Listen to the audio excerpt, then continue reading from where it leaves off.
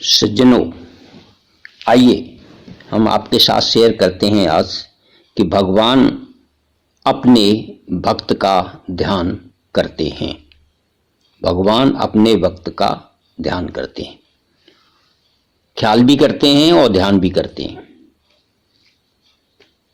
एक बार की बात है कि युधिष्ठिर महाराज भगवान श्री कृष्ण के पास गए और उनके हाथ जोड़कर खड़े हो गए। उन्होंने देखा भगवान रत्नों तथा सुवर्णों से भूषित एक बड़े पलंग पर बैठे हुए हैं। उनकी श्याम सुंदर छवि नील मेघ के समान सुशोभित हो रही है। शरीर से तेज बरस रहा है और उनके अंग अंग में दिव्य आभूषण शोभा पा रहे हैं। उनका पीतांबरधारी श्याम विग्रह स्वर्ण जटित नीलम के समान जान पड़ता है। वक्षस्थल पर कौस्तुभ मणि चमक रही है। इस मनोहर झांकी की तीनों लोकों में कहीं भी उपमा नहीं है। इतने सुंदर लग रहे हैं भगवान। दर्शन के पश्चात भगवान के निकट पहुंचकर राजा युधिष्ठिर मुस्कुराते हुए बोले, भगवान, आप ही की कृपा से हमने राज्य पाया है और आप ही की दया से हम विजयी हुए हैं और धर्म से भ्रष्ट नहीं होने पाए। इस प्रकार राजा ने कई बातें कही, पर भगवान ने उनका कोई भी उत्तर नहीं दिया। उस समय वे ध्यानमग्न हो रहे थे। उनको इस स्थिति में देखकर युधिष्ठिर ने कहा, भगवान, वह क्या, आप किसी का ध्यान कर रहे हैं? यह तो बड़े आश्चर्य की बात है। माधव, आपके रोंगटे खड़े हो गए हैं। शरीर जरा भी हिलता नहीं है। बुद्धि तथा मन भी स्थिर है। आपका यह विग्रह काठ, दीवार और पत्थर की तरह निश्चेष्ट हो गया है। मतलब बिल्कुल ही ध्यानमग्न हो गए। हिलडुल नहीं रहा है। जहां हवा नहीं है उस स्थान में जैसे दीप की लौ कांपती नहीं है, एक तार जलती रहती है, लगातार जलती रहती है, उसी तरह आप भी स्थिर हैं। मानो पाषाण की मूर्ति हो गए हो। यदि मैं सुनने का अधिकारी हूं और यह मुझसे छुपाने की बात न हो तो आप मेरे संदेह को दूर करने की कृपा करें, दूर कीजिए।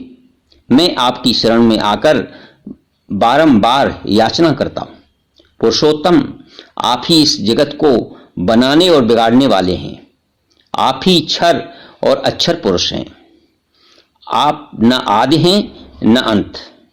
आप सबके आदि कारण हैं। मैं आपका शरणागत भक्त हूं और माथा टेककर आपके चरणों में प्रणाम करता हूं। आप मुझे इस ध्यान का रहस्य बता दीजिए, कृपया। युधिष्ठिर की प्रार्थना सुनकर मन, बुद्धि तथा इंद्रियों को अपने अपने स्थान पर स्थापित करके भगवान श्री कृष्ण मुस्कुराते हुए बोले, भैया, बाणशैया पर पड़े हुए भीष्म जी इस समय मेरा ध्यान कर रहे हैं, इसलिए मेरा भी मन उनमें लग गया है। जिन्होंने 23 दिन तक परशुराम जी के साथ युद्ध किया तो भी उनसे परास्त न हो सके। मैं ही भीष्म जी संपूर्ण इंद्रियों की वृत्तियों को एकाग्र करके बुद्धि के द्वारा मन को भी अपने अधीन करके मेरी शरण में आ गए थे, इसलिए मेरा भी मन उनमें लग गया, रम गया। भगवती गंगा ने जिन्हें विधिवत अपने गर्भ में धारण किया, जिन्होंने महर्षि वशिष्ठ जी से शिक्षा पाई हो, जो संपूर्ण दिव्यास्त्रों तथा अंगों सहित चारों वेदों के ज्ञाता हैं, संपूर्ण विद्याओं के आधार हैं, भूत भविष्य और वर्तमान जिनकी दृष्टि के सामने है, और उन धर्मात्माओं में श्रेष्ठ भीष्म जी के पास इस समय में मन ही मन पहुंच गया था। मैं वो हमारी शरण में आ गए तो भगवान अपने भक्त का ध्यान करते हैं।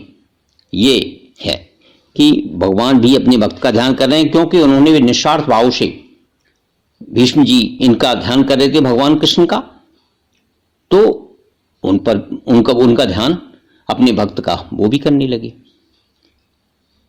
तो जो आदमी विश्वास, श्रद्धा, भक्ति से भगवान का ध्यान करता है, उसका भगवान भी ध्यान करते हैं और भगवान की कृपा उन पर बरसती है, भगवान उसका कल्याण करते हैं।